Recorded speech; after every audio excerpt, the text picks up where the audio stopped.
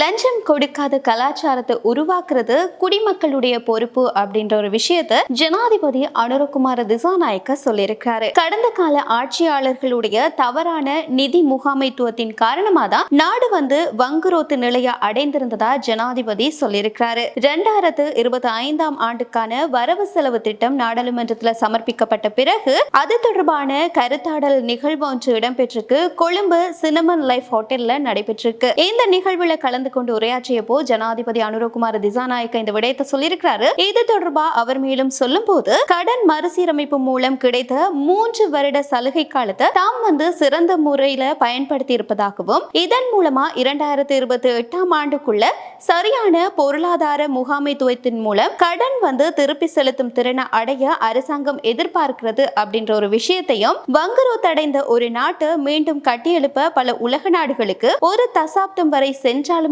கூட இலங்கை அதிலிருந்து மீள்றதுக்கு ஒரு தசாப்தத்திற்கும் குறைவான காலமே செல்லும் அப்படின்ற ஒரு விஷயத்தை ஜனாதிபதி அனுரகுமார திசாநாயக்க சொல்லியிருக்கிறாரு. அது மட்டும் இல்லாம இந்த ஆண்டு வரவு செலவு திட்டத்துல அரச வருவாய மொத்த உள்நாட்டு உற்பத்தியில 15.1% அதிகரிக்க முன்மொழிய பற்றிருப்பதாகவும், முன்னுரிமை அடிப்படையில நிதியை செலவிடுவதை அரசாங்கம் எதிர்பார்ப்பதாகவும், அது மட்டும் இல்லாம இந்த ஆண்டு வரவு செலவு திட்டத்துல அரச வருவாய மொத்த உள்நாட்டு உற்பத்தியில 15.1% அதிகரிக்க முன்மொழியப்பட்டுள்ளதாகவும், முன்னுரிமை அடிப்படையில நிதியை செலவிடுவது அரசாங்கத்தின் எதிர்பார்ப்பாகும் அப்படின்ற ஒரு விஷயத்தையும், பொருளாதாரத்தை விஸ்தரித்து பொருளாதாரத்தை கிராமங்களுக்கு கொண்டு செல்வதன் மூலமும் குடிமக்களை பொருளாதாரத்தின் ஒரு பகுதியாக மாற்றுவதற்கும் இந்த முறை வரவு செலவு திட்டத்தின் ஊடாக கவனம் செலுத்தப்பட்டிருப்பதாகவும் ஜனாதிபதி சுட்டிக்காட்டியிருக்கிறார். மேலும் கைத்தொழில் துறைக்கு உதவுவதே அரசாங்கத்தினுடைய நோக்கம் அப்படின்ற ஒரு விஷயத்தையும் ஜனாதிபதி சொல்லியிருக்கிறாரு. உற்பத்தி செலவுகளை குறைப்பதன் மூலமா நுகர்வோருக்கு நிவாரணம் வழங்குவதே அரசாங்கத்தின் குறிக்கோள் அப்படின்றதையும் சொல்லியிருக்கிறாரு. கிராமப்புற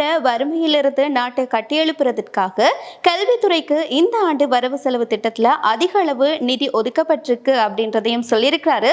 இதன் மூலமா பாடசாலை கட்டமைப்புல மனித மற்றும் பௌதீக வளங்களை மறுசீரமைக்க எதிர்பார்த்திருப்பதாகவும் ஜனாதிபதி இதன் போது சொல்லியிருக்கிறாரு.